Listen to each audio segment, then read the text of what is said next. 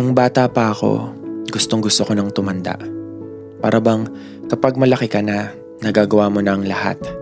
Yung malaya ka, yung wala nang nagbabawal sa'yo. Dati, ayoko natutulog sa hapon. Ayoko inuutusan ako. Ayoko magpahinga kasi gusto ko lang yung maglaro sa labas.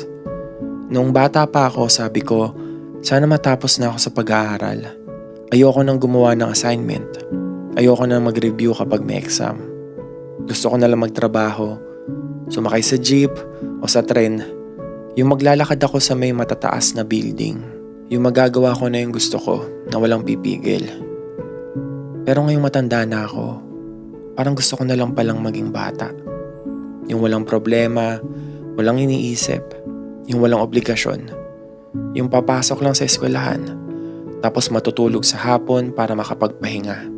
Yung kahit utusan akong bumili sa tindahan, hindi na ako magrereklamo pa. Mahirap palang maging matanda.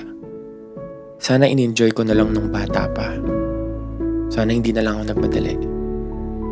Hindi naman pala madali.